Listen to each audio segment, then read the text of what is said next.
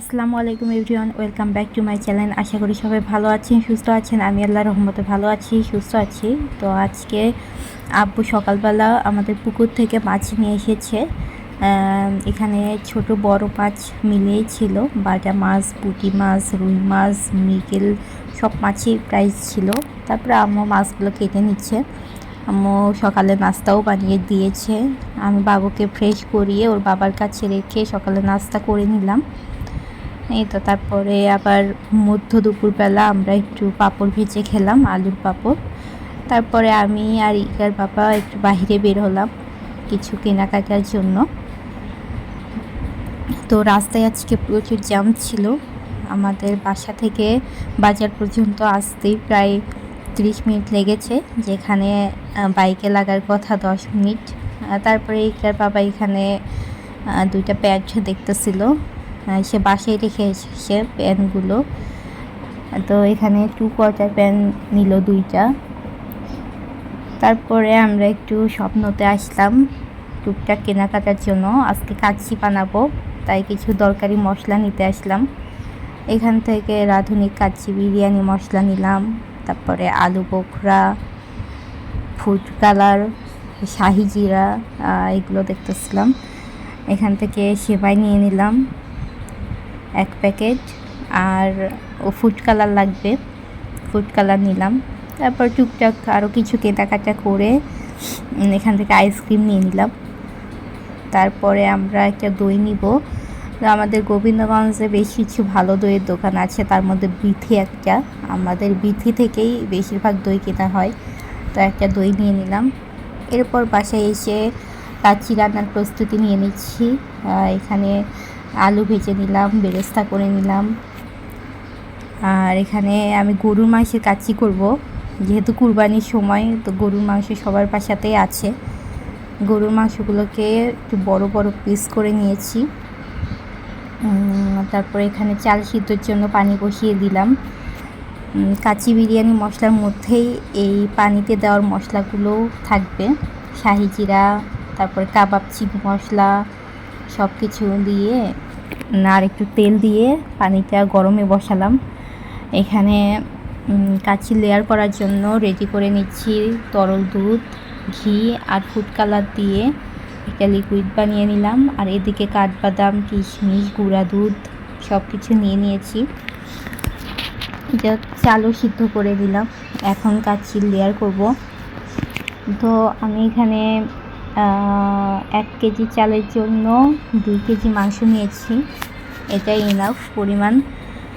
তো প্রথমে মাংস নিচে লেয়ার করে বিছিয়ে দিলাম। খেয়াল রাখতে হবে যেন এক মাংসের উপর আরেক মাংস না থাকে, একেবারে বিছানো থাকে যেন।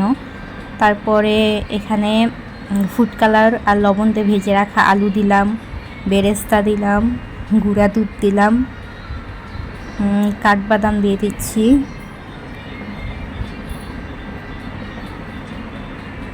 তারপরে কিশমিশ দিলাম।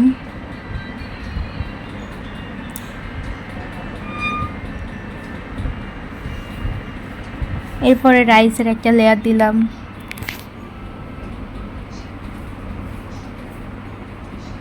রাইস আমি ৭০ থেকে ৮০% সিদ্ধ করে নিয়েছি।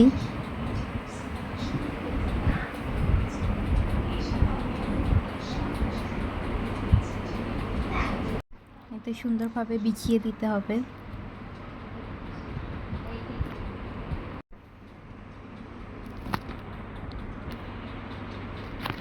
তারপরে আবারও একটু বেরেস্তা,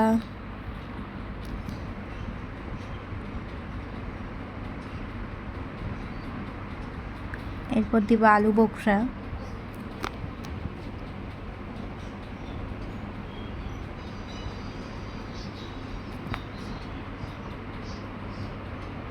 কাঠবাদাম, গুঁড়া দুধ,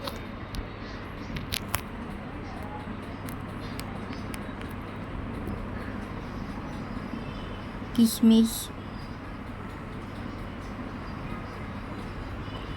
আর আগে থেকে যে মিশ্রণটা বানিয়েছিলাম লিকুইড দুধ, ফুড কালার আর ঘি দিয়ে, সেটা দিয়ে দিব।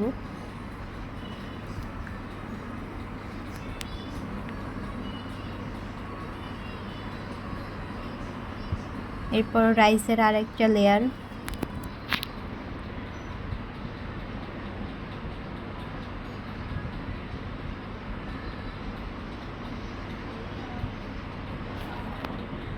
এখানে বাসমতি চালের পরিবর্তে চিনি গুঁড়া চাল দিয়েও করতে পারেন। তো বাসমতি চাল আমার বাসায় ছিল, আমার দুলাভাই বাসমতি চাল পাঠিয়েছিল, তাই ভাবলাম বাসমতি চাল দিয়ে বিরিয়ানিটা করি।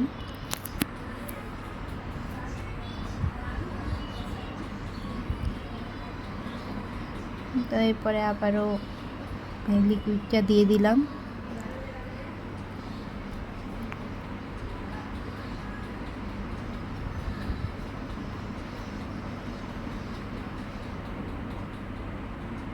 তারপরে বেরেস্তা,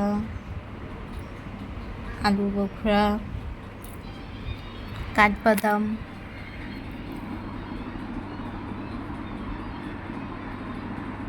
কিশমিশ, গুঁড়া দুধ,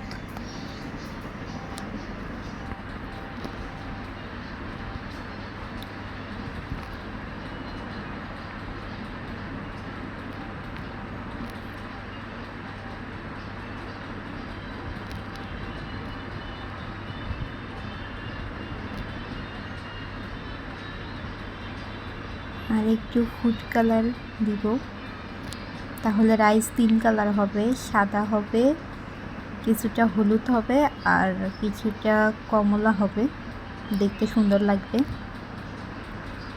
এত রেডি হয়ে গিয়েছে, এখন চুলায় বসিয়ে দিব, দমে দিব 2 ঘন্টার জন্য। এই তো আমরা এখন কাচ্চি খেতে বসে গেলাম। অনেক সুন্দর হয়েছে, রাইসগুলো ঝরঝরে হয়েছে। সবাই আমরা একসাথে খেতে বসেছি, একদম পারফেক্ট কাচ্চি হয়েছে। এখানে যদি গরুর মাংসের পরিবর্তে খাসির মাংস থাকতো তাহলে একেবারেই দোকানের মতো হতো। গরুর মাংস দিয়েও অনেক মজা হয়েছে। এই তো রাইস 3 কালারই হয়েছে, এই তো সাদা, কমলা আর হলুদ। মাংস প্রপারলি সিদ্ধ হয়েছে, অনেক মজা হয়েছিল, সবাই অনেক প্রশংসা করেছে।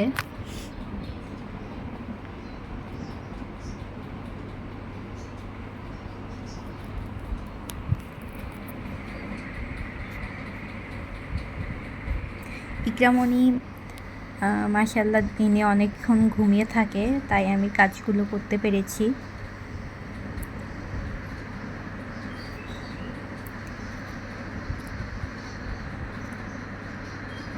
তারপরে দিন ইকরামণিকে বেল্লু মাথা করে দিচ্ছে। এই তো ভুরু কুচকে আছে সে, অনেক গরম পড়েছে তাই ওকে টাকলা করার জন্য নাপিত নিয়ে আসা হয়েছে বাসায়। ও 3 মাসে এটা নিয়ে 3 বার নাড়ি করা হচ্ছে। ও চুল অনেক দ্রুত গজায়, তাই প্রত্যেক মাসে নাড়ি করতে হয়। যিনি ইকরামণিকে চুল কেটে দিচ্ছে উনি প্রত্যেকবার ইকরামণির চুল কেটে দেয়। ও 3 মাসে 3 বার চুল কাটা হলো। আর এখানে আব্বু চোখ অপারেশনের জন্য যাচ্ছে বগুড়ায়, আব্বুর চোখে লেন্স পরাতে হবে। সবাই আব্বুর জন্য দোয়া করবেন। এই ছিল আজকের ব্লগ। আল্লাহ হাফেজ।